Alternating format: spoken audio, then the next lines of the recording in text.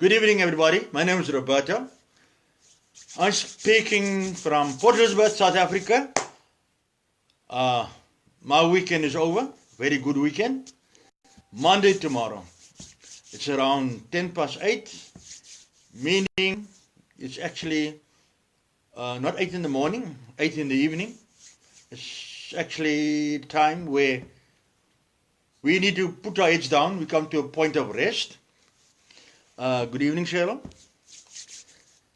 So, I just like to speak over some of the rugby over the weekend, and I'd like to start off with the England match. The England match. A match I thoroughly enjoyed.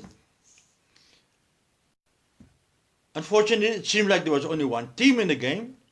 Australia tried very hard, but somehow it seems like they were just on the back foot. They couldn't go forward. I felt that there wasn't much imagination in Australia's backline. They tried hard, yes they did. I think their left wing was extremely busy, and I felt that he wasn't given the ball in the rucks and the maul. Somehow Australia just couldn't put it together. Although the captain was trying his best, but to no avail. For me, on the day, the English forwards was much more stronger.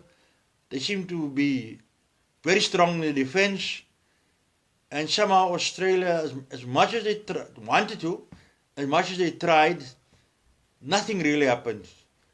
So at the end of the day, I think that England deserve. I think that score was 33-16. They deserve the final score at the end of the day.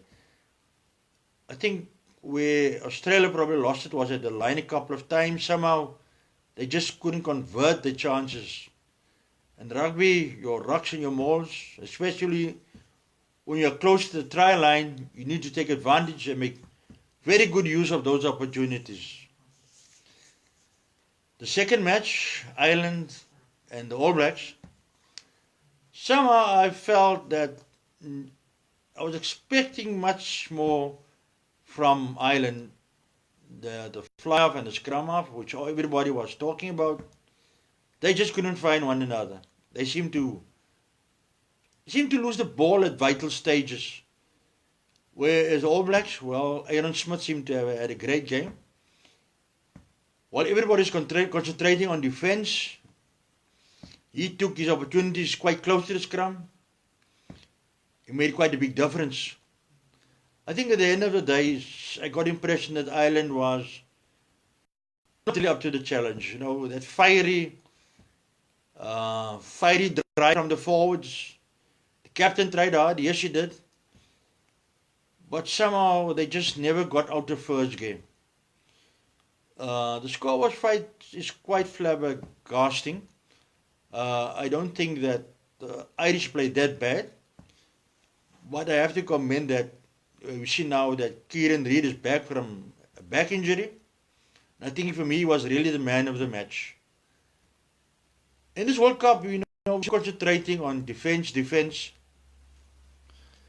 that quite often we forget about the scrum half and we forget about close encounters around the fringes.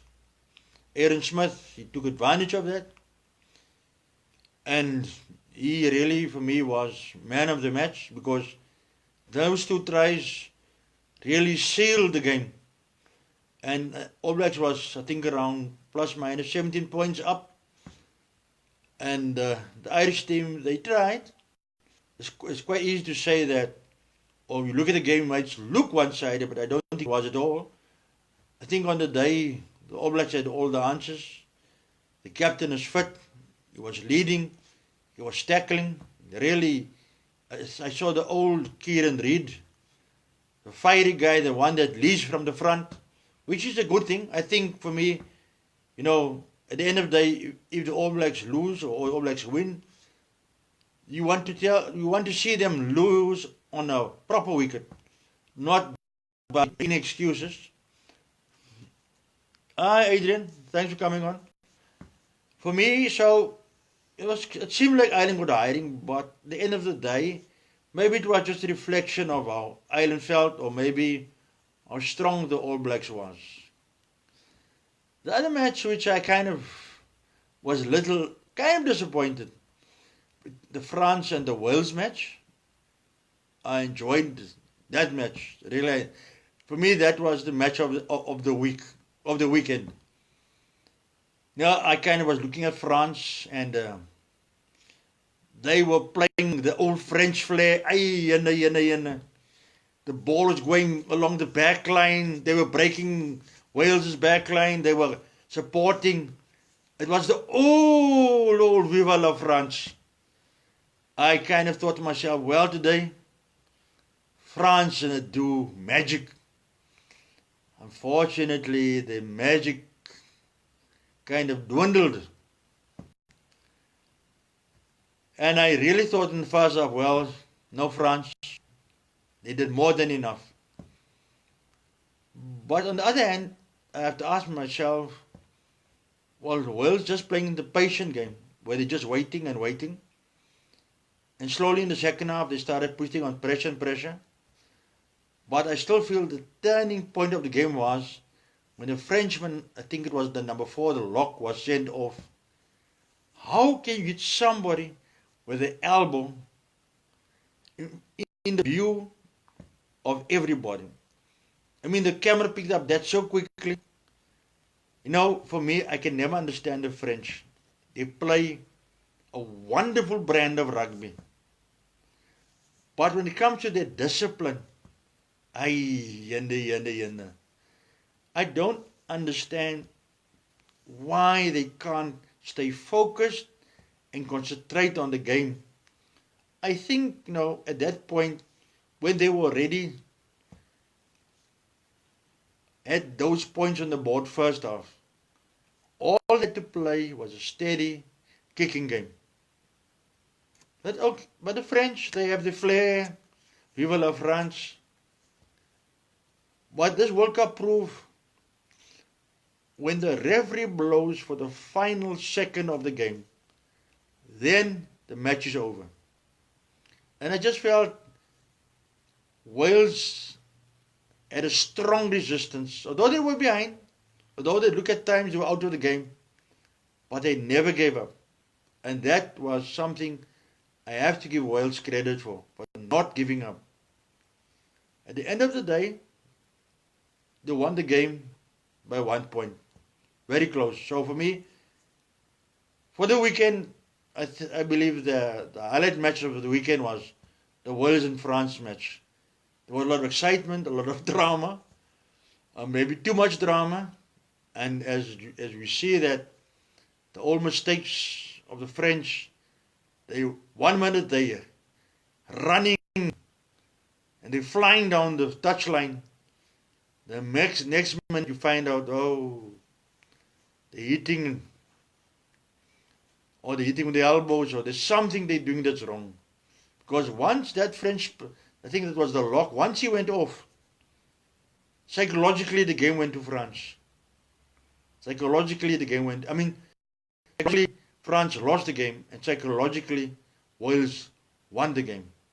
At the end of the day, it's close what it was, but it proves the point. You need to be disciplined, and you need to be focused. So, Wales, I have to say, well done. Go to the second match, Japan against the Springboks. Well, to be honest with you, the Springboks form has not been too good. There's a lot of saying the scrum kicks too much. I cannot understand why they want to go to revert to the old kicking game. One thing I always say, don't try to do what the All Blacks do. Reason being, the All Blacks follow certain strategy and it works. And then rest of the teams follow. And usually, I always find the Springboks seem to do what the All Blacks is doing. I think if it's working for you, it's fine. But somehow the kicking game, is it really necessary? You got, there is so many players. Thanks Bernard, thanks for hopping on. Guys, Bernard, I appreciate it. Put your comments at the bottom there. It will come up on the screen. Let's talk together. You are a rugby guy, yeah? the Japanese for me and the Springboks team, I mean the Japanese game with the Springboks, for me personally, my money was on the Springboks. If somebody would tell me the Japanese would win the Springboks because of the previous World Cup, well, I'm not a person of statistics. I like to look what is the real picture. At the end of the day, well, the Springboks pulled it through. But we have to say, like Jake White said, I think it was 2007 or 2007 World Cup, is that even if the Springboks win by 1 point, it's a win. True, guys. Wales proved that point. 2019. So, at the end of the day, I think that on paper, I expected the Springboks to win. If you average man to man, I cannot say Japan really win the Springboks, guys. Truth be spoken. If Japan had to beat the Springboks, well, I would not eat sushi for the rest of my life. Only joking. Only joking. I love my fish. Unfortunately, I don't need the draw. So yeah, guys, thanks for hopping on. I just gave a review of the matches this weekend. Next week, probably the same time, we'll have again a review of the semi-finals. So Wales and the Springboks. Well, I don't think Springboks have a very good record against Wales. I think the last time when the Springboks went down to Welsh country, I think Wales won them. I think it was the end of tour. So yeah, probably like I say, it's a new Springbok team, a new Welsh team. At the end of the day, we shall see. All Blacks play England. Well, the All Blacks is in for a very hard time. Believe you me. For me, English forwards was always hard. Not always skillful, but I see the forwards have stepped up the game. Me, the All Blacks will be in for a very hard time. They've got players of skill, yes, but guys that are magical. But like I always say, in the scrum, it starts there, guys. If your front row cannot match your opponent, the game is lost there. So I think it will be a battle of the forwards between the All Blacks and England. Maybe the coach, Mr. Hansen, got a surprise for us. I don't know. But looking at the Irish and All Blacks match, well, I think the All Blacks will be very pumped up because Ireland gave the impression they might pull it off, and they didn't. So, on the England game, I'll rather say 50-50 there, guys. We go to Wales and the Springboks. I think somehow the Springboks hasn't settled down where they plan, action plan, or the strategy they want to follow. Somehow they're just not putting it together. So my money is on Wales and the other semi-final Springboks and other semi-final between the All Blacks and England. My money is in the All Blacks. I'm just talking from history now. Anyway, guys, I have to leave. Thanks for hopping on. I'll probably see you next week on Saturday, or maybe next week on Sunday, depends. But I'll give my views, and like I say now, thanks for hopping on. You're more than welcome to drop a comments below. I'll try to get back to them as soon as possible. Have a great week. God bless. And my last point, forgive those that offend you.